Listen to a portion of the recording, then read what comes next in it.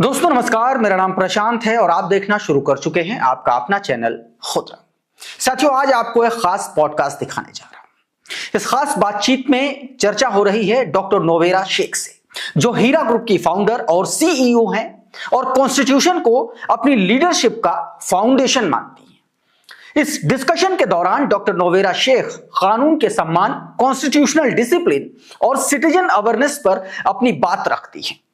वो अपने एक्सपीरियंसेस के जरिए यह समझाने की कोशिश कर रही हैं कि दरअसल पावर या पोजीशन से ऊपर हमेशा कॉन्स्टिट्यूशन होता है। एक वुमेन एंटरप्रेन्योर के रूप में आए चैलेंजेस और उनसे सीखे गए लेसन्स भी इस बातचीत का अहम हिस्सा है।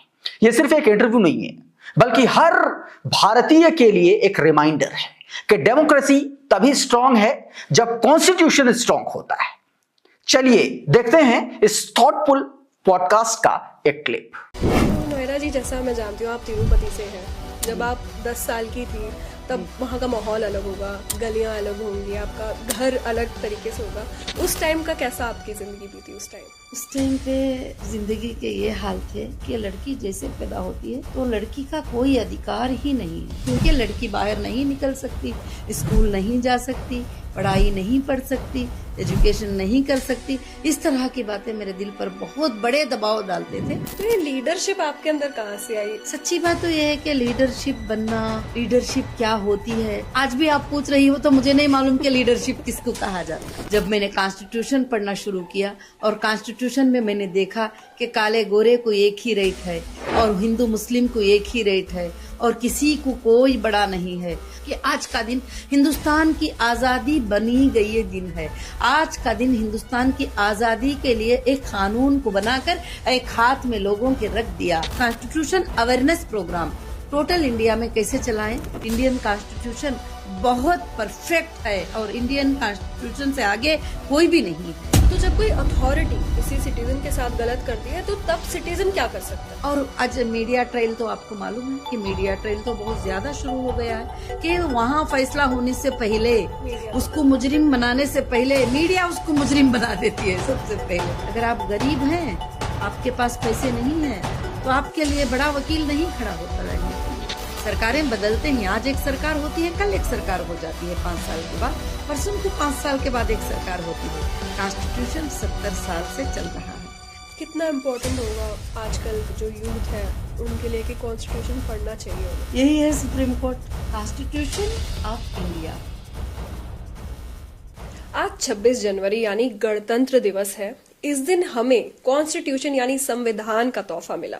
इतने साल हो चुके हैं लेकिन अब भी अवेयरनेस कहीं ना कहीं हमें कम नजर आती है। आज के पॉडकास्ट में हम 26 जनवरी के बारे में बात करने वाले हैं। हमारे साथ हैं नोएरा शेख जी, जो खुद सोशल वर्कर हैं, एंटरप्रेन्योर हैं। आज हम उनके व्यूज लेंगे, उनकी लाइफ के बारे में भी जानेंगे और उनसे जानेंगे कि कॉन्स्टिट्यूशन किस तरीके से चलता है। सबसे पहले तो वेलकम नोएरा जी। जी, कैसी हैं आप? मैं ठीक हूँ। सबसे पहले आपके बारे में बात करते हैं। आपका बचपन कैसा था? बचपन से मैंने देखा है कि एक औरत के लिए जो सोच होती थी जब मेरी पैदाइश थी उस वक्त बहुत डिफरेंट थी। बिल्कुल। अब बहुत काफ़ी बदल चुका है और सोच लोगों की बहुत अच्छी बदल चुकी है। उस पर, उस बचपन में जो चीज़ें देखे उसी पर मैंने पूरा जिंदगी काम किया है। अच्छे काम करने के लिए अवेयरनेस लाना बहुत ज्यादा जरूरी है। हाँ, तो आप कोर्ट्स की बात कर रही थी, तो सुप्रीम कोर्ट को सबसे ज्यादा कहा जाता है कि वो गार्जियन ऑफ कॉन्स्टिट्यूशन है, तो ऐसा क्यों? यही है सुप्रीम कोर्ट जो है यही है सुप्रीम कोर्ट। सुप्रीम कोर्ट में भी इसको आगे जाने की इजाजत नहीं है किसी को भी। कॉन्स्टिट्यूशन ऑफ इंडिया गार्डियन है, ये सुप्रीमो है, सुप्रीम कोर्ट भी यही है जो है यही। आप जो आर्टिकल्स दिए हैं सुप्रीम कोर्ट भी यही है कि सुप्रीम कोर्ट भी इसी को फॉलो करना पड़ेगा। अगर इसको फॉलो नहीं करेंगे तो फिर कोर्ट का कुछ भी मतलब नहीं रहेगा। Session court, high court, supreme court, सब कुछ यही है बचपन से। लेकिन मैं कंफ्यूज होती थी कि हाई कोर्ट और सुप्रीम कोर्ट क्या है, वो मुझे अभी तक, अब मेरे को समझ आने लगा है कि हाई कोर्ट ये होता है और सुप्रीम कोर्ट ये होता है। देखिए, छोटी कोर्ट जो होती है सेशन कोर्ट होती है, जैसे इंसान को फौरन अरेस्ट कर लेते हैं, बेसिक तौर पे ले जाके वहां पर छोड़ देते। और उसके बाद ये कोर्ट भी हमारे साथ नाइंसाफी करती है। तो कॉन्स्टिट्यूशन ने राइट दिया है कि आर्टिकल 226 में आप रिट पिटीशन लगा के हाई कोर्ट को जा सकते हैं, वहां बोल सकते हैं कि देखो मेरे साथ ऐसा जुल्म हो रहा है, ऐसी बात हो रही है, ऐसी बात हो रही है। वहां कुछ आर्डर भी हो जाता है या जो भी होता है तो फिर आर्टिकल 132 सुप्रीम कोर्ट आ सकते हैं, वहां पर भी आ सकते हैं। दो तरह के जाने होते हैं, एक आके इंटरिम के लिए रिलीफ के लिए जाना होता है, एक आके जजमेंट पे जजमेंट। एक नीचे की कोर्ट में जजमेंट हो गया क्रिमिनल करके, फिर हाई कोर्ट में भी हो गया जजमेंट क्रिमिनल करके, फिर सुप्रीम कोर्ट भी दे दिया, तो अब कोई रास्ता नहीं बचा आपके नहीं बचा। अगर इंटरिम ऑर्डर्स होते हैं, जैसे सेशन कोर्ट का भी ऑर्डर अभी इंटरिम ही है, अभी ट्रायल ही स्टार्ट नहीं हुआ है, अभी हाई कोर्ट का भी ऑर्डर इंटरिम ही है, और अभी सुप्रीम कोर्ट का भी ऑर्डर इंटरिम ही एक ऑर्डर होते हैं, इंटरिम के ऊपर होते हैं। तो वो इंटरिम जो है ऑर्डर्स हैं कोर्ट के, और एक जजमेंट होते हैं जो फाइनल जजमेंट, वो जजेस को बहुत सोच कर देना पड़ता है, बड़ा सोच कर देते हैं कि किसी ना इंसाफी को, किसी ना बेगुनाह को हम सजा तो नहीं दे रहे हैं, हम किसी को ना हक से अंदर तो नहीं कर रहे हैं। कितने ऑर्डर सुप्रीम कोर्ट के आते हैं, आप देखते हैं हमारे इंसाफ के लिए बहुत सारी चीजें, बहुत सारे आर्टिकल, बहुत सारी बातें, बहुत सारी चीजें आते हैं, मगर इसके अंदर के ही होते हैं। कितने लाइन भी लिख लो, इससे आगे बढ़कर नहीं, कितने लाइन भी लिख लो, वो कॉन्स्टिट्यूशन के होते हैं। इसलिए अगर वो तुमको, अगर तुम उसको जानती हो, अगर तुम उसको पढ़ती हो, तो तुम अगर कोई गलत भी जजमेंट हो गया, क्योंकि जजेस भी कभी इंसान होते हैं, उनसे भी लिखने में या कहीं पर रजिस्ट्रार के हाथ से टाइपिंग में मिस्टेक हो जाती है, तो या बोलने में भी हो जाता है, तो फिर आर्टिकल रिस्ट्रक्चर कराने का भी आता है, वहां रिस्ट्रक्चर तक जजमेंट को करने का आता है, और बोलने को फिर वापस उसको मॉडिफिकेशन के ऑर्डर ही, बहुत सारे चीजें। और एक जज का बेंच होता है, फिर वहां पर हमें ये नहीं मिलेगा तो दूसरे बेंच पे जाते हैं, फिर वहां नहीं होगा तो 3 जजेस बैठते हैं, उनके बेंच पे जाते हैं, फिर लास्ट 5 जजेस के बेंच के ऊपर होता है, फिर सुप्रीम कोर्ट ऑफ इंडिया का आखिरी ऑर्डर होता है, वो तो वहां तक भी कोशिश करते हैं। मेरे ख्याल से इंसाफ तो कहीं ना कहीं मिल ही जाएगी। अगर नाहक सताता है तो चोर पकड़ा ही जाएगा, अगर आप सच्चे हो तो। देखो, सच्चे हो तो ही फाइट करने की ताकत आती है। अगर आप झूठे हैं तो हम झूठे हैं तो जरूर हम डर के कहीं ना कहीं रुक जाएंगे, कि कहीं ना कहीं फंसी जाएंगे, क्योंकि एक क्रिमिनल का काम तो कर लिया है ना। झूठ छुपता नहीं है, झूठ छुपता नहीं है। ये आके डाउट के ऊपर करना होता है, एक रेड हैंडेड गुनाह को पकड़ लेना होता है, जो किसी को मारते हुए, किसी को करते हुए, या कोई ले जाते हुए, कोई उठा के चोरी करते हुए, वो एक अलग बात हो जाती है। फिर उसके बाद तो पक्का प्रूफ हो जाता है, उसके बाद तो पक्का ये हो जाता है। उस पर भी इंडियन कोर्ट ने, कॉन्स्टिट्यूशन ने नहीं कहा कि देखते ही उसको सजा दे दो, मगर वो क्यों किया, किस लिए किया, क्या वजह थी करने की, ये पूरा ट्रायल करो, क्या उससे कोई करवाया गया या वो खुद किया था, वो सारा ट्रायल करने के बाद ही फैसला हो सकता है। तो सुप्रीम कोर्ट को कौन अप्रोच कर सकता है? मतलब ऐसा तो नहीं होगा कि कोई भी जाके सीधा सुप्रीम कोर्ट में अपनी अर्जी लगा दे, कुछ ना कुछ तो होते होंगे। नहीं, सीधा बहुत सारे केसों में नहीं होता है, कुछ केसेस में सीधा अर्जी लग जाती है। कुछ इमरजेंसी की केस है, जैसे रेप के केसेस आए थे, बहुत सारे केसेस आते हैं, तो सुप्रीम कोर्ट में भी उसको स्पेशल लाइव पिटीशन कहा जाता है, तो उसको लगा सकते हैं। सुप्रीम कोर्ट में PIL होता है, public interest litigation. Public interest litigation वो होता है कि पब्लिक को नुकसान पहुंच रहा है, तो तुम भी डाल सकती हो, मैं भी डाल सकती हूँ, वो भी डाल सकते हैं, सब लोग भी डाल सकते हैं। पब्लिक इंटरेस्ट लिटिगेशन जो पूरी पब्लिक को नुकसान की बात है, यहाँ पर पूरी औरतों को नुकसान की बात है, पूरे स्कूल के नुकसान की बात है, पूरे देश के फलाने लोगों के नुकसान की बात है, ये तो पब्लिक इंटरेस्ट लिटिगेशन में चले जाएगा। कोई प्राइवेट रहेगा तो ये पब्लिक इंटरेस्ट लिटिगेशन में जाएगा। रिट पिटीशन होगा तो वो तुम अपने हक के लिए लड़ सकती हो। ये पर्सनल हो गया पिटीशन, और PIL हो गया कि जब आप सबके हक की बात जब सबके हक की बात करते हो तो आप PIL पे चले जाओगी। अभी जैसे एक को सताया, एक ही तरीके से सता रहे हैं देश में 100 जगह, 100 जने भी मिल गए तो वो पब्लिक हो गई, चले गए PIL लेके कि इतने लोगों को ये नुकसान पहुंच रहा है अभी, तो ये PIL होता है। ये चीफ जस्टिस के सामने चले जाता है, सीधा सीधा चले जाता है। ये नीचे की कोर्ट वो नहीं, PIL डायरेक्ट वहां पर भी चले जाता है। हाई कोर्ट में भी, हाई कोर्ट स्टेट के लेवल का है तो हाई कोर्ट में चले जाता है। अगर इंडिया लेवल में होता है ये पूरे लोगों के लिए तो फिर वो सुप्रीम कोर्ट को चले जाता है। तो PIL अलग है, रिट पिटीशन अलग है, और उसके साथ साथ जो भी पिटीशन, बहुत सारे पिटीशन ही, रिट पिटीशन अलग है। कंपनसेशन, कोई आपको नुकसान पहुंचा दिए और आपको इतना बड़ा नुकसान हो गया कि उनकी सताने की वजह से या उनके रोकने की वजह से, चाहे वो ऑफिसर्स भी रहो, कॉन्स्टिट्यूशन कहता है कि तुम कंपनसेशन डाल सकती हो उनके ऊपर, तुमको राइट है उसके ऊपर डालने का। तो इस तरह से जो है ना, ये अलग अलग है, PIL अलग है और ये सब अलग अलग राइट्स हैं। कई बार ऐसा होता है कि गवर्नमेंट कोई गलत डिसीजन ले लेती है तो कोर्ट आता है, सुप्रीम कोर्ट आता है, वो उस चीज को पलट देता है। कई बार ऐसे केसेस हमने देखे भी हैं हिस्ट्री में कि हुई हैं ये चीजें। तो कैसे होता है ये होता ऐसे है कि जब गवर्नमेंट भी है तो कॉन्स्टिट्यूशन से आगे नहीं जा सकती। अगर कॉन्स्टिट्यूशन के अंडर में कोई ऐसी बिल पास कर ली गवर्नमेंट जिसमें सारी पब्लिक के लिए नफा है, तो कोर्ट मान जाएगी उसकी बात को, तो वो बिल को भी रद्द करने का अधिकार कॉन्स्टिट्यूशन को है। अगर कोई गवर्नमेंट एक बिल ऐसी पास करती है जो कॉन्स्टिट्यूशन को भी खिलाफ जा रही है, पब्लिक के भी खिलाफ जा रही है, पब्लिक को लॉस भी उससे हो सकता है, तो फिर उसको सुप्रीम कोर्ट को राइट दिया गया है कि वो रोक सकती है। कई बार ऐसा हमने देखा कहा, बिल्कुल, कई बार ऐसे बिल्स जो है पलट गए और कई बार ऐसे बिल पास भी हो गए, और वो अगर लोगों को भलाई चलती है तो वो बिल को पास कर देती है सुप्रीम कोर्ट। अगर वो लोगों के लिए नुकसानदायक है तो वो उसको रद्द कर सकती है। ये भी कॉन्स्टिट्यूशन ने कहा है।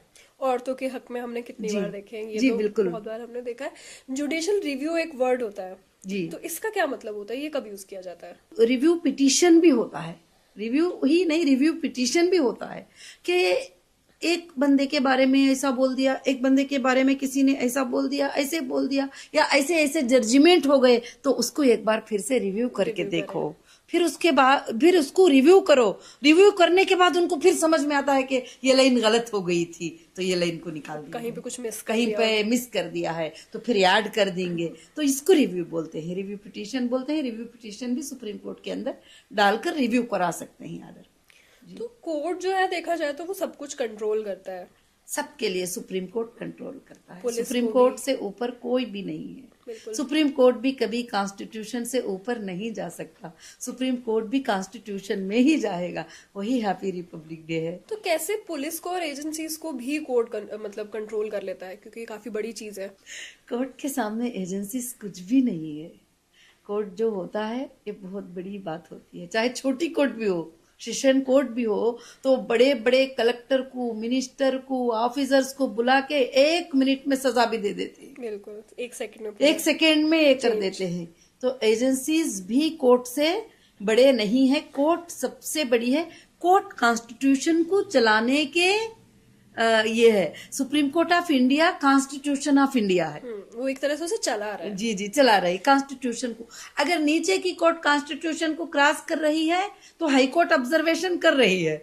अगर हाई कोर्ट भी क्रॉस कर रही है तो सुप्रीम कोर्ट ऑब्जर्वेशन कर रही है। ये लास्ट दरवाजा है हमारे लिए। तो इसमें एक वर्ड बहुत मैंने देखा है यूज होते हुए, कंटेम्प्ट ऑफ कोर्ट। जी, तो इसका क्या मतलब होता है? कंटेम्प्ट ऑफ कोर्ट क्या होता है कि कोर्ट ने कोई ऑर्डर दे दिया, लोग जो है उसको माने नहीं और भड़क गए, और या ऑफिसर्स भी हैं उनको भी ऑर्डर होता है तो वो भी भड़क जाते हैं, तो वो भी उस पर अमल नहीं करते, तो फिर उसके ऊपर कोर्ट को अधिकार है कि उनको सजा दे दे 6 महीनों की। मान लीजिए मैंने कोई कंटेम्प्ट ऑफ कोर्ट किया है तो वो मुझे सजा मिल सकती है इस चीज पे? मिल सकती है, क्यों गलत नहीं मिल सकती? गलत होने के बाद। और अगर नहीं, आप उसका सच्चाई प्रूफ करेगी, उसके लिए नोटिस आएगी और उसका आप रिप्ले पेस्ट करेगी और सब कुछ करेगी, तो फिर उसके बाद आपका कुछ ये नहीं रहेगा। तो ये कहीं ना कहीं जुडिशियल डिले हम इसे बोलेंगे। जी, तो ये डेमोक्रेसी पे इसका क्या फर्क पड़ता है? जुडिशियल डिले इसलिए है कि हमारे देश में लॉ सर्विसेज बहुत कम है। अभी लॉ सर्विसेज और हमारे बच्चों को, हमारे यूथ को बहुत ज्यादा सिखाना जरूरी है। फिर भी कोर्ट ने कई डिसीजन अच्छे ले लिए हैं और कई केसेस, फाइनेंशियल मैटर, लोक अदालत में एक बार में 100 केसेस को फिनिश करना, सब कुछ कर दिए। नहीं तो एक केस 40 साल भी चलता जा रहा है। बिल्कुल, 27 साल, हाँ, 28 साल। अब आइंदा के दिनों में एक PIL सब मिलकर डालेंगे कि कोर्ट में केस जो है इतने दिन में ये केस खत्म होना चाहिए, इस टाइप का केस होगा तो सिर्फ इतने ही दिन में उसकी सच्चाई और ये होना चाहिए, और वो भी कॉन्स्टिट्यूशन में है, वो भी है, उसकी भी लिमिट है, चार्जशीट डालने की एक लिमिट है और इन्वेस्टिगेशन की भी लिमिटेशन है, बहुत सारे चीजों की लिमिटेशन कॉन्स्टिट्यूशन ने बता दिया कि इतने लिमिट में एजेंसी इन्वेस्टिगेशन कर देना है। किसी को अरेस्ट कर लिया, किसी को अंदर डाल दिया तो 90 डेज से ज्यादा नहीं, 90 डेज के अंदर चार्जशीट को सबमिट कर देना है। बहुत सारी चीजें हैं जानकारी करने की है, मगर आज हम उसको पूरा नहीं कर सकते। ये आज रिपब्लिक डे है तो कॉन्स्टिट्यूशन को जिंदा करने के लिए आज हमारा ये प्रोग्राम रहा। कहीं ना कहीं जैसे आपने अभी बात करी डिले की, हम बात कर रहे थे, डिले के पीछे एक ये रीजन भी हो सकता है कि लॉयर्स जो है अभी इतने बच्चे बन नहीं रहे हैं जाके, तो कहीं ना कहीं इसको भी हमें बढ़ावा देना चाहिए। बढ़ावा नहीं, अभी बढ़ रहे ही, काफी लॉयर्स भी बढ़ रहे हैं और आगे भी चलकर जो है लॉ इंस्टीट्यूशन भी बढ़ रहे हैं और जजेस भी बढ़ रहे हैं। हाँ। जजेस की हमारे देश में बड़ी कमी है और जजेस की बहुत ज्यादा जरूरी है और चाहिए कि रिटायर जजेस को भी वापस किसी और केसेस के लिए उनको फिर आर्बिट्रेटर सेंटर, मीडिएशन सेंटर का उनको भी मौका दिया गया है। बहुत सारे काम बहुत जल्दी जा रहे हैं और अब स्पीडी ट्रायल का और स्पीडी उनके लिए जस्टिस मिल जाए और उसके लिए भी कोशिश होगी और धीरे धीरे होता जा रहा है और आगे बढ़ेगा। जुडिशरी का जो है फ्यूचर कैसा दिखता है आपको? जुडिशरी का फ्यूचर ही फ्यूचर है और जुडिशरी ही इंडिया है और उसकी फ्यूचर आगे चलकर अच्छी बनेगी और काफ़ी बच्चों के अंदर अब अवेयरनेस आ गया है कि जो भी बच्चा, अभी मैंने पहले हमारी फैमिली में 10 बच्चों को पूछती, बेटा तुम क्या बनना चाहते हो, तो एक बच्चा कहता हम डॉक्टर बनना चाहते हैं, हम इंजीनियर बनना चाहते हैं, हम फलाना बनना। अब 5 बच्चे बोल रहे हैं हम लॉयर बनना, 5 में से एक बच्चा बोलता है मैं जज बनना चाहता हूँ। तो इसका मतलब जो है कि काफी अच्छे चेंजेस आएंगे और काफी अच्छे सर्विसेज भी मिलेंगे। एक फैमिली में भी एक लॉयर का रहना, उसकी पूरी फैमिली को कॉन्स्टिट्यूशन का पता चल जाएगा। ह्यूमन राइट्स की कहीं ना कहीं जो लॉयर का काम होता है वो ह्यूमन राइट्स को प्रोटेक्ट करने का काम होता है। तो आपको क्या लगता है कि किस तरीके से जो है हम as a citizen human rights को प्रोटेक्ट कर सकते हैं? और ह्यूमन राइट्स को हम हर तरह से प्रोटेक्ट कर सकते हैं। कहीं भी आपको लगता है कि इंसानियत को नाइंसाफी हो रही है तो अगर वो केस पुलिस की हद तक का है तो पुलिस को जाके कंप्लेंट देके हम लोग उसको हिफाजत कर सकते हैं। अगर पुलिस उसकी सपोर्ट नहीं कर सकती है तो ह्यूमन राइट्स में जाके उसको हम इंसाफ दिला सकते हैं। वहां नहीं इंसाफ मिलती है, कोर्ट को जाकर भी उसको इंसाफ दिला सकते हैं। बहुत सारे जगह कोशिश तो कर सकते हैं, तो उसमें 100 लोगों के लिए कोशिश करें तो 50 तो प्रोटेक्ट हो ही जाएंगे, 70 तो प्रोटेक्ट हो ही जाएंगे। हाँ, मतलब ये है कि आपके आसपास आप कुछ अन्याय होते हुए देख रहे हो तो अपनी आवाज उठाओ। जरूर, बिल्कुल। और अन्याय होते हुए देखकर खामोश रहना इंसानियत का काम नहीं है। अन्याय के खिलाफ जंग लड़ना और अन्याय के खिलाफ आवाज उठाना बहुत ज्यादा जरूरी है, मगर ऐसा ना हो कि हम पार्टियों के खिलाफ जुबान उठा लिए, उनके खिलाफ जुबान उठा लिए, बोले तो बोले मुसलमान ही बुरे हैं, बोले तो बोले हिंदू। नहीं, हम सब इंसान हैं, हम सब एक हैं। हम सिर्फ लड़ाई लड़ेंगे, अन्याय के खिलाफ लड़ेंगे, जस्टिस फॉर ह्यूमैनिटी के लिए लड़ाई, इंसानियत के लिए लड़ेंगे। कहीं ना कहीं जैसे बहुत बार ये हमने केसेस देखे भी हैं, आपने देखे होंगे कि पुलिस जो है इलीगल आपको अरेस्ट कर लेती है, विदाउट वारंट आपको उठा के ले जाती है जी। तो तब लोग कैसे अपने आप को बचाए? क्योंकि देखो गरीब की तो क्या हालत है हमारे देश में, आप सबको पता ही है। देखिए, कुछ केसेस ही कि विदाउट वारंट भी उनको अरेस्ट करने की इजाजत भी कॉन्स्टिट्यूशन ने दे रखा है। आईपीसी में उनको, आईपीसी कोड में उनको है। कुछ केसेस ऐसे हैं, अभी एग्जाम्पल देखिए, अभी रास्ते पे जाते हुए किसी ने चाकू से किसी को मार दिया, तो क्या वो वारंट का इंतजार करते रहेंगे उसको उठाने के लिए? वो तो भाग जाएगा, फिर उसको तो उठाना पड़ेगा। तो कुछ है, कुछ ऐसा होता है कि बगैर वारंट के आते हैं तो आपको अधिकार है कि मुझे किस बुनियाद पे अरेस्ट कर रहे हो, मेरा वारंट कहाँ है और वो मुझे बताओ, और मेरा FIR क्या है और मेरा क्राइम क्या है ये बताओ। ये पूछने का अधिकार आपको जरूर है और वो बताएंगे भी, अगर रियल ऑफिसर है तो जरूर बताएंगे। और यहाँ तक कानून में ये राइट है, जब किसी को कहीं से अरेस्ट कर लिया जाता है तो उसके एक रिश्तेदार को फोन करके इन्फॉर्म करे कि बताया जाए कि ये तुम्हारे बंदे को अरेस्ट कर लिया गया है, ये बंदे को यहाँ से यहाँ लेके जा रहे हैं। वो भी वो भी हमारे राइट्स को ये प्रोटेक्ट करते हैं। और यहाँ तक के लोग जो एजेंसीज होती है वो पर्सनल क्वेश्चन करते हैं।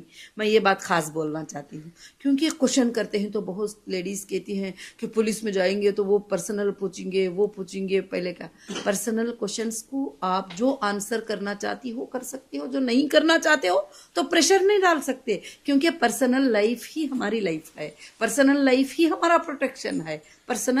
पर्सनल होता है, बस तुमने जो गुनाह किया है, तुम्हारा जो गुनाह है उसी के बारे में जवाब देना होता है। बाकी और कोई पूछने का अधिकार नहीं रखते कोई चीज के बारे में। कई बार ये न्यूज़ भी देखी होंगी कि कस्टोडियल वायलेंस हो गया, अंदर ही पुलिस वालों ने मारा। कई बार ऐसा भी हुआ है कि जेल में जो कैदी थे उनका मर्डर हुआ है, तो उस टाइम पे कैसे बचाएगा कोई? मतलब अब कहाँ जाएगा कोई? उस पर भी जाएगा, आप भी जा सकती हो। अगर कस्टोडियल में किसी का डेथ हो जाता है तो वो पूरे देश के साथ नाइंसाफी है, क्योंकि वो कस्टडी जो होती है वो जस्टिस हाउस होता है। एक जज साहब उसको भेजते हैं कस्टडी के अंदर। वहां अगर उसको मार दिया जाता है तो जुबान उठाना बहुत जरूरी है और इंसाफ लेना भी बहुत जरूरी है। और जो ये NHRC होता है, इसका क्या रोल होता है और इसमें हम कंप्लेन कैसे कर सकते हैं? National human rights commission state wise है कमीशन, और डिस्ट्रिक्ट वाइज भी है और इंडिया वाइज भी है। और वहां जाकर आप बड़ा सिंपली ऑनलाइन पे भी आप आजकल आप ऑफिसेस को ही जाने की जरूरत नहीं, आप ऑनलाइन लिंक है और ऑनलाइन लिंक पे जाके क्या हुआ है वो कंप्लेंट कर सकती है, OTP आ जाएगी आपको, सब कुछ करके आप इंसाफ ले सकती हो। और ह्यूमन राइट्स को इतना अधिकार है कि वो कोई भी इंडिया की एजेंसी को नोटिस कर सकते हैं और सवाल कर सकते हैं। वही आपने सोशल मीडिया की बात करी, ऑनलाइन बात करी। ऑनलाइन इतनी न्यूज चलती है कि हमें समझ ही नहीं आता है कि जुर्म किसने किया है, क्या किया है, कौन मुजरिम है। तो मीडिया जो ये ट्रायल आजकल चल रहा है, ये पूरा जो मीडिया चल रहा है, ये किस हद तक किसी का पूरा नजरिया बदल सकता है? ये पूरा नजरिया कॉन्स्टिट्यूशन बदल सकता है। कि मीडिया में बोलना, मीडिया में किसी ने बोल दिया कि किसी को 100 कत्ल कर दिया है तो 100 लोगों को कोर्ट में कौन बताएगा? बिल्कुल। मीडिया का बोलना वो फाइनल नहीं है, कोर्ट में ट्रायल होना है, एविडेंसेस प्रूफ होना है। कोर्ट ने जो बात कहा है वो बात हो सकती है। उसमें भी कई लोग नाइंसाफी भी ये हो जाते हैं कि उनके लिए लड़ने वाला कोई लायर नहीं होता है, उनके लिए खड़ा होने वाला कोई नहीं होता है। तो हो सकता है वहां भी नाइंसाफी हो तो उनको और एक कोर्ट में इंसाफ मिल जाएगी जरूर से। बिल्कुल। ऐसे में एक राइट आती है, राइट टू लाइफ। तो पहले के मतलब लोग ज्यादातर उनका मन ये था, वो ये सोचते थे कि राइट टू लाइफ मतलब जिंदा रहो बस। तो इसका मतलब क्या हुआ? इसका मतलब जिंदा रहो बस इसका मतलब नहीं है, ये जीने का कोई मतलब ही नहीं है। जिंदे भी रहना है और जिंदा लोगों को रखना भी है और लोगों के लिए काम भी करना है और इंसाफ के लिए फाइट भी करना है। और जैसे ह्यूमन डिग्निटी की बात करें, इंसानों की इज्जत जो है पर्सनल लेवल पे अगर हम बात करें, तो क्या गवर्नमेंट का, कॉन्स्टिट्यूशन का इसमें रोल होता है प्रोटेक्ट करने के लिए? बिल्कुल, कॉन्स्टिट्यूशन में रोल है प्रोटेक्ट करने के लिए। अगर कोई आपकी इज्जत को हार्म किया और हार्म किया, आपको किसी ने बेइज्जती किया, आपको किसी ने बेइज्जती की बातें की, आपने वो काम नहीं किया और किया भी है तो दूसरे को बेइज्जती करने की राइट नहीं है। आपको मानहानि केस लगाने का अधिकार कॉन्स्टिट्यूशन ने दिया है कि आपका लेवल क्या है, आपने कितनी बात किया है और कितना आप पे जुर्माना लगेगा। तो इस चीज पे भी आप केस कर सकते हो अगर कोई मेरी इज्जत पे आंच आती है किसी की बातों से या किसी के एक्शन से? बिल्कुल, इज्जत पे आंच आती हो तो फौरन आप केस दर्ज करा सकती हो, सिविल करा सकती हो, क्रिमिनल करा सकती हो। अगर रोज कोर्ट को जाने की ताकत रखती हो तो क्रिमिनल केस करा सकती हो। अगर नहीं, चलो सिविल डालते हैं तो सिविल डाल सकती हो। तो जरूर उसमें भी तुम्हें इंसाफ मिलेगी, मगर प्रूफ के साथ, एविडेंस के साथ। आज BNSS आके बहुत अच्छा हुआ कि बगैर एविडेंस के कोई चीज ना किसी पर FIR कर सकता, ना किसी को अरेस्ट कर सकता और झूठे चीजें नहीं बना सकता, फैब्रिकेटेड नहीं कर सकता। जब रियल आपके साथ नाइंसाफी हुई है तो वो बच भी नहीं सकता। वही बात करते हैं, यूथ की बात करते हैं। देखिए, मुझे ऐसा लग रहा है यूथ एक ही डायरेक्शन में जा रहा है, नशे। तो जितने नशे चल रहे हैं उतनी स्मगलिंग भी चल रही है। तो इसमें DRI का क्या रोल होता है? DRI का रोल स्मगलिंग में होता है, हाँ, नशे में नहीं होता स्मगलिंग में। जी, DRI का रोल स्मगलिंग में होता है। जो लोग देश से दूसरे कंट्रीज से चीजों को लाते हैं, यहाँ पर टैक्स पे करने के लिए छुपाते ही, ड्यूटी पे करने के लिए छुपाते ही, उन लोगों का पकड़कर गवर्नमेंट में, कोर्ट में उनको प्रोड्यूस करना, वो उनका काम होता है, वो उनका डिपार्टमेंट होता है। अच्छा, और ये SFIO जो है, ये कॉर्पोरेट में किस तरीके से काम करती है? SFI वो जो है, ये सीरियस फ्रॉड इन्वेस्टिगेशन सिर्फ कंपनीज को इन्वेस्टिगेट करती है। अच्छा, और कंपनीज को इन्वेस्टिगेशन करती है कि ये कंपनी क्या किया है, क्या किया? क्या किया सिर्फ है। कंपनीज के लिए होता है? कंपनीज के लिए होता है, बाकी कोई केस उसके अंदर नहीं होता, सिर्फ ROC के रिलेटेड केस वो देखती है। एक FIU, ये शायद जी, ब्लैक मनी बहुत सारे जी, हाँ, ये black money enforcement of directorate money laundering cases देखते हैं। अच्छा, और NCB, ये तो हमने मतलब कोविड में बहुत सुना है कि NCB क्या कर रही है। इनका काम होता है नार्कोटिक्स, मतलब ये नशों के लिए काम नशों के लिए, तो नशे को बंद करना इस टीम का काम इलीगल होता है। कहीं कुछ स्मगल। और 100 से ज्यादा एजेंसीज हिंदुस्तान में है। हम दूसरी बार उसके बारे में बड़ी सुकून से डिस्कस करेंगे, क्योंकि एजेंसीज को, हर एजेंसी को बिठा रखाया है एक एक गुनाह को बचाने के लिए, मगर ये नहीं कि इनोसेंट को हरास करने के लिए। उनको एजेंसीज को रखा इसलिए गया है कि जो गुनहगार है उनको पकड़े और उनको सजा दे। ये नहीं कि किसी इनोसेंट को, उनके हाथ में पावर है तो वो इनोसेंट पे वो पावर को यूज करे, इसलिए नहीं है। तो ये किस हद तक जो आप बोल रही हैं ये होता है? कितनी बार? बहुत सारे जगह पर इनोसेंट पे भी हरासमेंट हो जाता है। कोई जाता है दुश्मनी निकालना चाहता है तो बीवी शोहर पे दुश्मनी निकालती है, शोहर बीवी पे दुश्मनी, मगर वो साबित होने में टाइम लग जाता है ना। इनोसेंट भी हरास होते ही, मगर इनोसेंट कभी ना डरे कि अगर आप इनोसेंट हैं तो आपको कोर्ट कभी सजा नहीं दे सकती, आप बचेंगे उसमें। बस आपको पता होना चाहिए कि आपको पता होना चाहिए कि आपने किया है क्या नहीं किया है। तो वही करप्शन की बात करें, भ्रष्टाचार की बात करें, मतलब ये तो आप घर से बाहर निकलेंगे आपको भ्रष्टाचार दिखेगा, हर जगह दिखेगा। ये सिस्टम में लेकिन रह क्यों पा रहा है? क्योंकि देखिए इंडिया कितनी बड़ी कंट्री है, यहाँ पे इतने पुलिस है, सब कुछ, उसके बावजूद हमारा देश मेरे को लग रहा है सबसे आगे भ्रष्टाचार में भी होगा। जी जी, नहीं, भ्रष्टाचार में होता है बहुत सारे। उसके लिए भी कॉन्स्टिट्यूशन ने, उसके लिए भी एक एजेंसी है ACB, एंटी करप्शन ब्यूरो। आपको राइट हर जगह दिया गया है। आपसे किसी ने पैसे मांग लिया, आपको किसी ने पैसे दिए बगैर मैं तुझे इंसाफ नहीं करूंगा बता दिया, या कुछ भी किया, तो उसके लिए भी एक एजेंसी है, तो वहां आप कंप्लेंट कर सकते हैं और वो एजेंसी चेक करेगी, देखेगी क्यों आपके साथ नाइंसाफी हुई है। अगर वहां सबसे ज्यादा भी नहीं होती है तो CBI, सेंट्रल ब्यूरो इन्वेस्टिगेशन, जब पूरा देश थक जाता है, समझ में नहीं आता है, तो CBI भी है जो वो इन्वेस्टिगेट करके देखेगी क्या मुजरिम को रियल में सता रहे हैं, क्या नाहक से सता रहे हैं, क्या इसमें ऑफिसर इन्वॉल्व है। अच्छा, तो कहीं ना कहीं ये है कि आपके साथ अन्याय नहीं होने वाला। अन्याय नहीं होने वाला है, मगर आप में लड़ने की ताकत होना जरूरी है। आपको लड़ने की ताकत नहीं तो आप पीछे हो जाओगी। तो इसलिए क्या है कि हमको भरोसा है कॉन्स्टिट्यूशन पे कि हमें नाइंसाफी नहीं होगी, तो हम हर जगह भी रास्ता रखा है, कहीं ब्रेक होने नहीं दिया है हमको। तो ये डेमोक्रेसी को प्रोटेक्ट करना, हाँ जी, एक नागरिक की जिम्मेदारी क्यों है? जी, डेमोक्रेसी को प्रोटेक्ट करना नागरिक की जिम्मेदारी इसलिए है कि हम इस देश के नागरिक हैं, इस देश के नागरिक हैं। ये देश जो है एक गुलदस्ते के मानिंद है। जैसे गुलदस्ते में वाइट फूल होते हैं, ऑरेंज फूल होते हैं, रोज फूल होते हैं, सब मिलकर जाके एक गुलदस्ता बनता है, वैसे ही हिंदुस्तान है। और हिंदुस्तान में मुस्लिम, हिंदू, क्रिश्चियन, सिख, ईसाई, बहुत सारे लोग जो है मिलजुल के प्यार मोहब्बत से रहते हैं। और कहीं पर पॉलिटिकल उनको लड़ाने की कोशिश करते हैं, मगर उसके बावजूद भी जो है वो नहीं हो पाता। और फिर भी मोहब्बतें बांटने का देश है हमारा, मोहब्बतों का पैगाम देने का देश है, इंसानियत का पैगाम देने का देश है जी। और कौन सा 76 एक सिटीजन देश का फ्यूचर कैसे बदल सकता है? तो कहीं ना कहीं सिटीजन बचा रहा है, डेमोक्रेसी को प्रोटेक्ट कर रहा है, बिल्कुल। तो उसी तरीके से देश का फ्यूचर कैसे एक नागरिक के हाथ में होता है?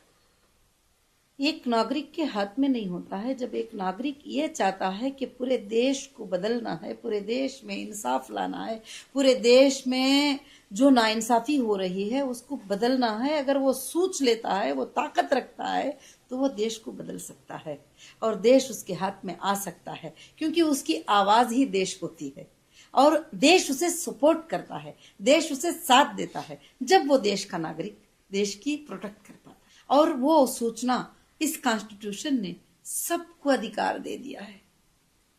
एक छोटा सा बिजनेस व्यापारी भी ये सोच सकता, ख्वाब देख सकता है कि मैं इस देश का प्राइम मिनिस्टर बन सकता हूं, मुझे राइट है, ये ख्वाब देख सकता है। वो सोच सकता है, अगर वो काम करने पे खड़ा हो गया तो कर भी सकता बन भी सकता है। उसको रोका नहीं गया है कि तेरी हैसियत ये होना चाहिए, तेरा ये होना चाहिए, तू ऐसा होना चाहिए, वो नहीं चाहिए, ऐसा नहीं। वो सबको राइट्स जो है एक देता है।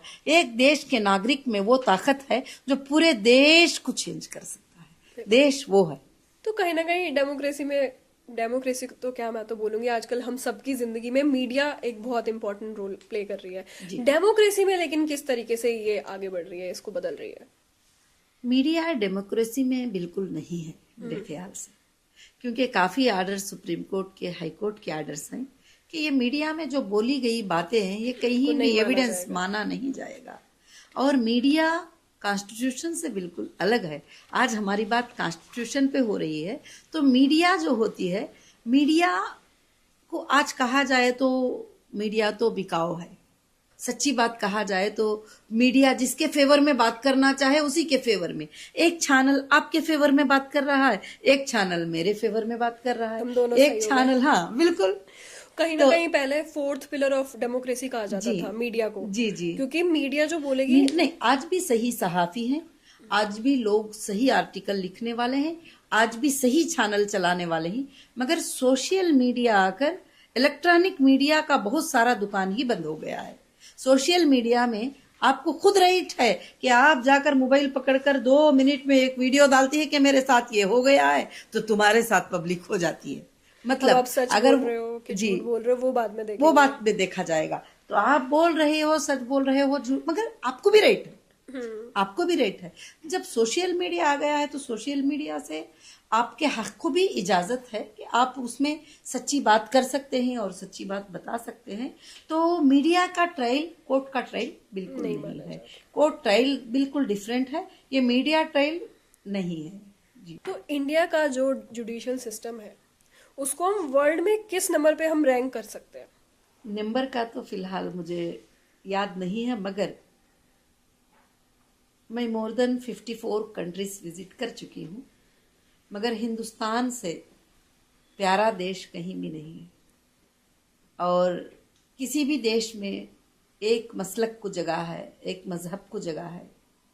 किसी भी देश में, बहुत सारे देशों में अपने ही पॉलिसीज को पॉलिसी माना जाता है। हिंदुस्तान एक ऐसा देश है जो डेमोक्रेटिक है, और हिंदुस्तान इतना बड़ा मुल्क है कि 200 कंट्रियां, 150 कंट्रियां मिलकर एक हिंदुस्तान है। बिल्कुल। और इसीलिए हम बचपन से भी पढ़ते आ रहे हैं कि सारे जहां से अच्छा हिंदुस्तान हमारा। कहीं ना कहीं हमारे इंडिया के कॉन्स्टिट्यूशन को सबसे ज्यादा स्ट्रॉन्गेस्ट और सबसे ज्यादा हिंदुस्तान में पीस है, जिसकी वजह ये कॉन्स्टिट्यूशन है।